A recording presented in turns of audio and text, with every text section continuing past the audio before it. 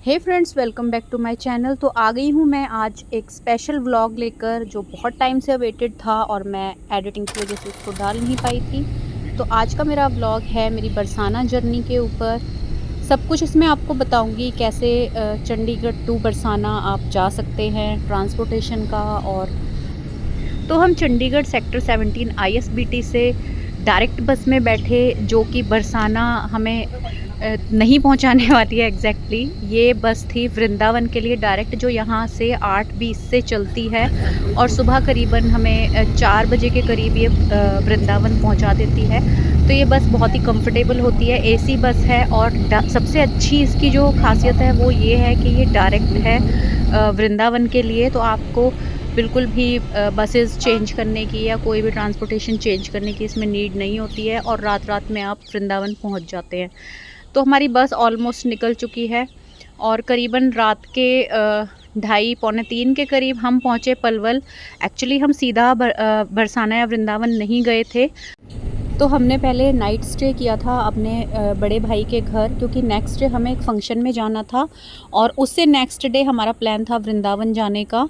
तो डायरेक्ट बस हमने इसलिए ली थी क्योंकि ये सीधा पलवल जो हाईवे है वहाँ हमें उतार देती है, और हाईवे से हार्डली हमारा घर मुश्किल से 2 किलोमीटर या 3 किलोमीटर होगा, तो इजी होता है।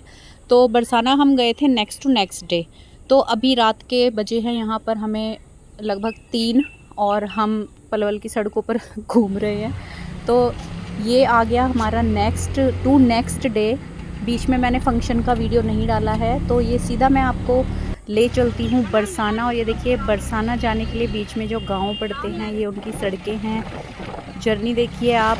गर्मी तो बहुत भयंकर थी, लगभग 43 डिग्री टेम्परेचर था यहाँ पर, क्योंकि मैं गई थी अप्रैल में। तो रास्ते में बहुत सारे धाम पड़ते हैं। ये देखिए, उनमें से एक है कोकिलावन धाम। इसकी स्टोरी बहुत ही अच्छी है। ये शनिदेव का धाम कहलाता है, और श्री कृष्ण के आशीर्वाद से ही इस जगह का नाम कोकिलावन पड़ा था। इसके एक पीछे एक स्टोरी है, वो मैं अभी आपको नहीं सुना सकती हूँ। तो ये देखिए, ये हम पहुँच चुके हैं नंदगांव। तो बहुत डेवलपमेंट हो चुकी है पहले से अब, क्योंकि मैं यहाँ पर फ़र्स्ट टाइम आई हूँ। बरसाना मैं कभी ज़िंदगी में नहीं गई हूँ। This is my first time and my experience is so good. तो श्री जी ने बुला लिया। मेरी बहुत टाइम से इच्छा थी कि मैं बरसाना जाऊँ। वृंदावन तो जाती रहती हूँ, पर बरसाना मैं यहाँ फ़र्स्ट टाइम गई, और लिटरली मुझे ऐसा लगा कि मेरा जो जीवन है वो सफल हो गया। तो आप भी ज़रूर आइएगा। देखिए, हम पहुँच चुके हैं बरसाना गांव के अंदर। तो ये आप जो देख रहे हैं, ये है कीर्ति मंदिर। ये भी यहाँ का बहुत फेमस मंदिर है। अभी डेवलपमेंट फेज़ में है ये। जब पूरा बन जाएगा तो मुझे लगता है कि मतलब बरसाना के बहुत ही भव्य मंदिरों में से ये एक कहलाएगा। तो देखिए, आ चुके हैं हम अपने श्री जी के धाम, श्री बरसाना धाम, और हम एंट्री कर रहे हैं अब परिक्रमा मार्ग के अंदर। तो देखिए, रास्ते में ये छोटा सा आपको बाज़ार दिखा रही हूँ। मार्केट थी छोटी सी। गर्मी बहुत है, इसीलिए यहाँ पर अभी रश नहीं है, अदरवाइज़ यहाँ पर पैर रखने की जगह नहीं होती है। और हम पहुँचे थे यहाँ दोपहर के टाइम, तो पता नहीं था हमें। हम नंगे पैर थे, हमने अपनी चप्पलें धर्मशाला में उतार दी थी और नंगे पैर हम चल पड़े थे। हम सोच रहे थे कि परिक्रमा लगा लेंगे, बट परिक्रमा नहीं लगा पाए। हमने स्टार्ट तो की, बट यहाँ से थोड़ी दूर चलने के बाद जो ये पक्की कंक्रीट की सड़क है ना, ये पैरों को जलाने लग गई थी। और अगर हम पूरी परिक्रमा ऐसे करते, वैसे तो कर ही नहीं पाए, तो पैरों में छाले हो जाने थे। तो ये देखिए, थोड़ी सी मतलब लगभग 1-1.5 किलोमीटर हमने हिम्मत करके परिक्रमा करी, लेकिन आगे जाकर हमारी हिम्मत जवाब दे गई, क्योंकि बहुत ज़्यादा गर्म सड़क थी और हम उस पर चल नहीं सकते थे। फिर हमने सोर्स लिया। यहाँ पर बाइक राइडर्स होते हैं, वो आपको परिक्रमा जो है वो पूरी करा देते हैं, सीधा वो मंदिर पर आपको पहुँचाते हैं ऊपर। तो थोड़ी सी परिक्रमा की ग्लिम्स जो मैं आपको दिखा रही हूँ, रिकॉर्डिंग मैंने की परिक्रमा लगाते टाइम। जितना भी देर हम पैदल चल पाए उतने में मैंने थोड़ी सी शूटिंग करी यहाँ पर, आप देख सकते हैं। ये देखिए, ये है यहाँ का रंगीली चौक, जहाँ पर जो बड़ी वाली होली होती है ना, उस दिन यहाँ पर रंग खेला जाता है और पूरा बरसाना गांव और अदर जो गांव है, नंद गांव या जो भी इनवाइटेड गांव होते हैं, वहाँ के लोग यहाँ आकर रंग खेलते हैं। और ये देखिए थोड़ी सी पुरानी बिल्डिंग्स मैं आपको दिखा रही हूँ। ये देखिए बहुत ही पुराने टाइम की ये जो महल हैं वो बने हुए हैं और बिल्कुल एज़ इट इज़ हैं। अभी ये जर्जर हालत हो गई है इनकी, लेकिन फिर भी देखकर ऐसे लगता है कि आप लोग श्री राधा रानी के युग में पहुंच गए हैं। ऐसी सी फीलिंग वहाँ आ रही थी इनको देखकर, जो यहाँ पर इमारतें थी। तो ये है हमारा परिक्रमा मार्ग और बहुत अच्छा लग रहा था मुझे, यानी मैं एक डिवाइन नगरी में पहुंच चुकी थी। तो काफ़ी दूर चले थे वैसे हम, थोड़ी दूर तो नहीं, काफ़ी दूर चल लिए थे हिम्मत करके। थोड़ा ही रास्ता और बचा था, लेकिन वो रास्ता थोड़ा ऊबड़ खाबड़ था और क्योंकि यहाँ पर थोड़ा पहाड़ी एरिया है तो हम नहीं चल पाए आगे। और ये देखिए यहाँ पर पेड़ पूड़ इतने ज़्यादा नहीं होते हैं, बहुत ही कम होते हैं, तो इस करके भी यहाँ पर गर्मी थोड़ी ज़्यादा होती है। तो ये देखिए यहाँ से आगे एक जगह आएगी जिसे सांकरी खोर बोलते हैं, उसके मैं आपको अभी दर्शन कराती हूँ। तो देख सकते हैं आसपास ये दूर से श्री जी का जो मंदिर है वो नज़र आ रहा है। फ्रेंड सामने जो ये जगह दिख रही है इसको सांकरी खोर बोलते हैं, लिखा भी हुआ है। तो ये वो स्थान है जहाँ पर श्री कृष्ण गोपियों की मटकियाँ फोड़ा करते थे। तो ये जो पत्थर आपको सामने दिखाई दे रहे हैं ये ना बहुत ज़्यादा चिकने हैं और कहते हैं इनमें से जो माखन की खुशबू है वो आज भी आती है। तो अभी मैं जाकर आपको दिखा नहीं सकती क्योंकि पैर जलने वाली धूप है, तो यहीं से आप दर्शन कीजिए स्थान के। ये सारे आसपास यहाँ पर पहाड़ हैं, देखिए।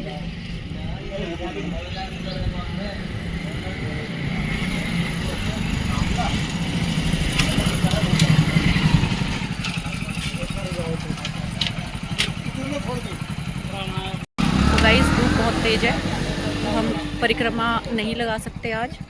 देखिए कंक्रीट की सड़क है, गर्म भी बहुत है, गर्मी बहुत है, धूप बहुत है। और हमने यहाँ पर ये बाइक राइडिंग ली है जो सीधा हमें मंदिर पे छोड़ेगी। तो ये 50 रुपये पर सवारी यहाँ ले रहे हैं अभी हमसे, तो हमने बाइक ले ली है। आपको सीधे मैं ऊपर मंदिर पे मिलती हूँ, दर्शन करेंगे लाडली जी के।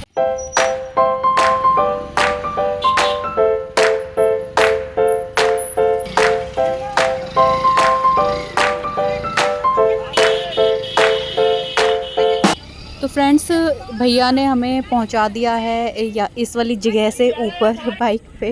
तो देखिए फ्रेंड्स यहाँ हम थोड़ा ऊपर आ चुके हैं, आपको यहाँ से दिखाई दे रहा होगा कि हम ऊंचाई पर हैं। तो ये परिक्रमा मार्ग है, हमने बाइक ली है क्योंकि देखिए आप देख सकते हैं गर्मी बहुत ज़्यादा है, धूप भी बहुत तेज़ है। तो शाम को यहाँ पर परिक्रमा करने का फ़ायदा है।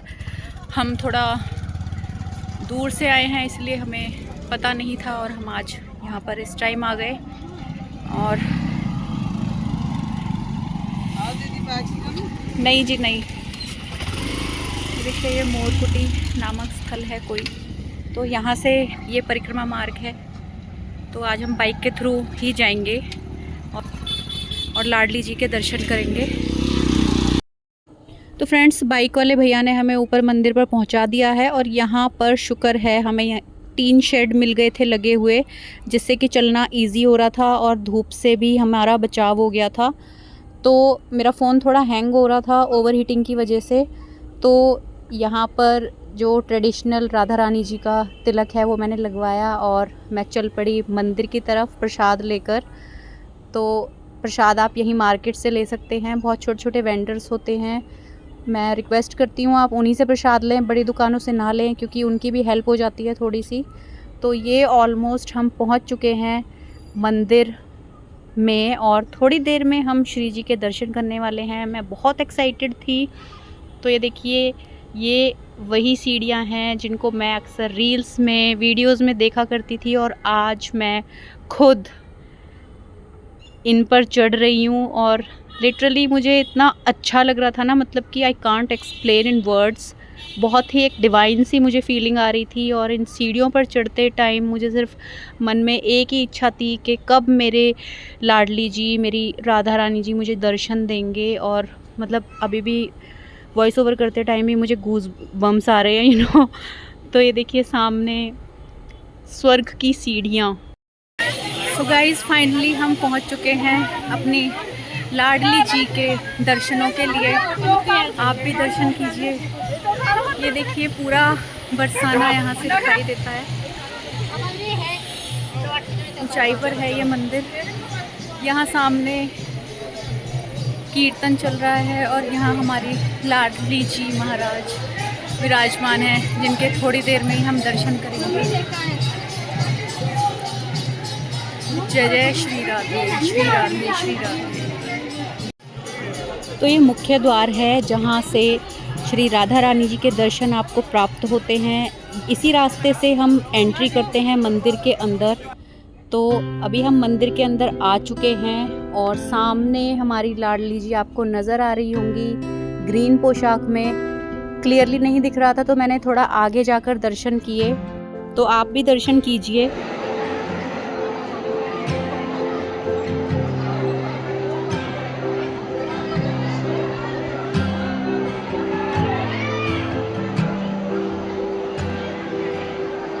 तो इतनी दूर से दर्शनों के लिए गए थे तो मैं तो पूरा आधा घंटा वहीं मंदिर में जमकर बैठी रही।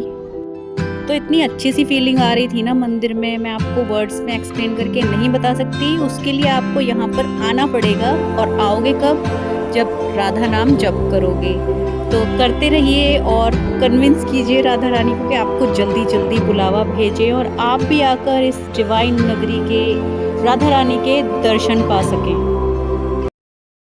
गाइस दर्शन हो चुके हैं और हम वापस जा रहे हैं। आज हम जहां से एंट्री होती है उसी गेट से हम एग्ज़िट कर रहे हैं। अदरवाइज़ भीड़ वाले दिन दूसरे गेट से एग्ज़िट होता है, बट आज रश कम है तो हम इसी गेट से एग्ज़िट कर रहे हैं।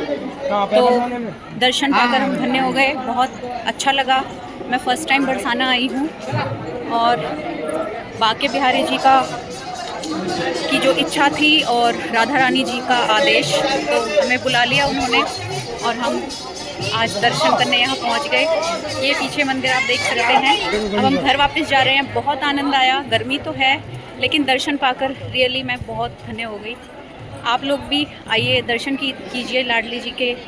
किस्मत वालों को दर्शन नसीब होते हैं यहाँ, जब बिहारी जी की कृपा होती है, उनकी इच्छा होती है, तब राधा रानी जी आदेश देते हैं, अपने यहाँ बुलाते हैं। तो ज़रूर आइएगा।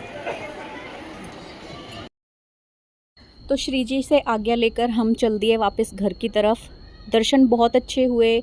रश बिल्कुल भी नहीं था, मतलब ना के बराबर था, वरना मंदिर में पैर रखने की जगह नहीं होती है। इतना ज़्यादा रश होता है बाहर सीढ़ियों से ही। तो जिन सीढ़ियों से चढ़कर आए थे उन्हीं सीढ़ियों से हम वापस जा रहे हैं। बहुत हैवी फील हो रहा था, मन नहीं कर रहा था वापस जाने का। थोड़ा मन था कि हम और रुक जाते, बट हमारा टाइम बाउंडेड था तो हमें वापस जाना पड़ेगा।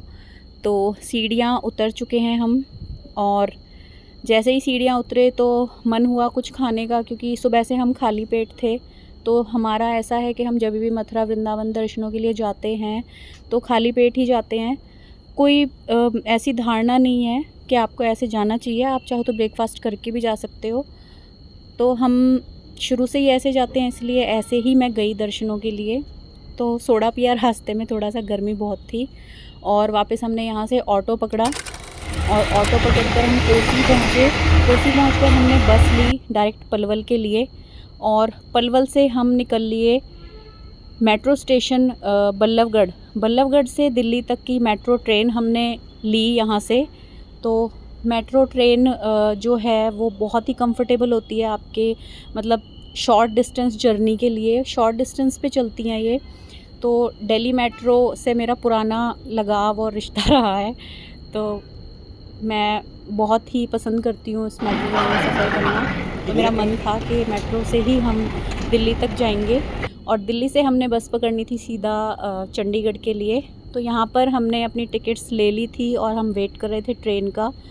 तो हर 10-15 मिनट में मेट्रो ट्रेन आती रहती है यहाँ पर। अगर आपकी एक छूट भी जाती है तो नो प्रॉब्लम। अगर रश ज़्यादा है पहली में तो आप 5-10 मिनट वेट करके दूसरी मेट्रो ट्रेन भी पकड़ सकते हैं। और फाइनली हमारी ट्रेन यहाँ पर आ चुकी है और फटाफट से हमने अपना सामान उठाया और चढ़ गए ट्रेन में।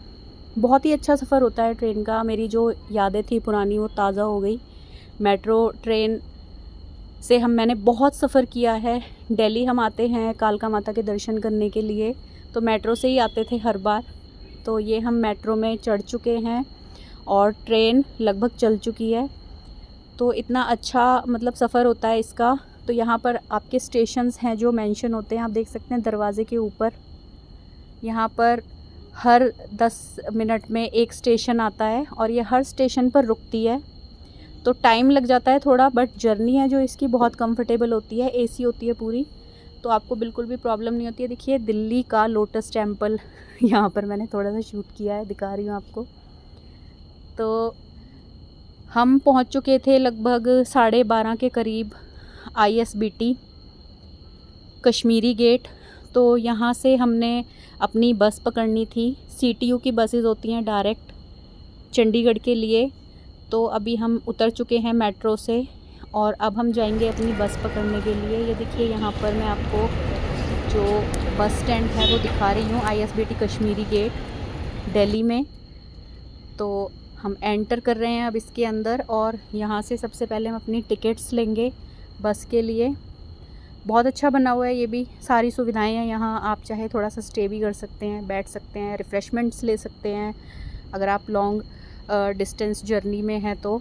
बहुत ही अच्छा बना हुआ है। ये देखिए सारा वेटिंग एरिया मैं आपको दिखा रही हूँ ISBT का। तो यहाँ ये हमारा एग्ज़िट है। यहाँ से हमने अपनी बस लेनी है चंडीगढ़ के लिए। सामने आपको बसेस दिख रही हैं और हमारी बस लगी हुई थी, तो हमने फटाफट से टिकट ख़रीदी और बैठ गए बस में। तो मिड पॉइंट पर ये बस थोड़ा रुकती है, जहाँ पर ड्राइवर अपना नाश्ता वाश्ता करते हैं, खाना खाते हैं। हमने भी यहाँ पर थोड़ा रिफ़्रेशमेंट लिया और चाय पी। थोड़ी थकावट हो रही थी क्योंकि सारा टाइम फंक्शन एंड ऑल भागते भागते ही निकल गया हमारा। तो कुछ रिफ़्रेशमेंट हमने भी लिया यहाँ, चाय और बर्गर। मेरा मन था कुछ खाने का, भूख लगी हुई थी बड़ी तेज़। तो फटाफट से खाना फिनिश करके हम दोबारा से बस में बैठ गए और पहुँच गए चंडीगढ़ लगभग शाम के 6 बजे। सो हे गाइज़, अभी बजे हैं शाम के 6। तो हम चंडीगढ़ पहुंच चुके हैं। ISBT कश्मीरी गेट से हम बस में बैठे थे 1 बजे। तो AC बस थी डायरेक्ट चंडीगढ़ के लिए। तो CTU की बस थी। बहुत ही अच्छी जर्नी रही हमारी उस बस में। तो गर्मी बहुत ज़्यादा है, इस करके हमने AC बस को प्रेफरेंस दी। अदरवाइज़ आप जैसे सर्दी का टाइम होता है तो नॉर्मल बस से भी आप आ सकते हैं। किराए में बहुत ज़्यादा फ़र्क नहीं है, बट इसमें कंफर्टेबल होता है थोड़ा। तो आप AC बस के थ्रू ही आना जाना करें। अगर आप जाने की सोच रहे हैं ब्रिज, गोवर्धन, बरसाना या वृंदावन, तो मैं बहुत जल्द आपको अपनी वीडियो में मैप प्रोवाइड कर दूंगी। कैसे कैसे ट्रांसपोर्टेशन है, क्या वहाँ पे दर्शनों का सिस्टम है, कैसे कैसे परिक्रमा वहाँ पर लोग लगाते हैं। तो आपको ये व्लॉग कैसा लगा मुझे कमेंट करके ज़रूर बताएं। साथ में अगर आप मेरे चैनल पर नए हैं तो सबसे पहले चैनल को सब्सक्राइब कर लीजिए ताकि आगे आने वाले वीडियोस के नोटिफिकेशन आपको मिलते रहें। आपके लिए व्लॉग हेल्पफुल रहा या नहीं ज़रूर बताइएगा और दर्शन करके ज़रूर आइएगा। राधे राधे।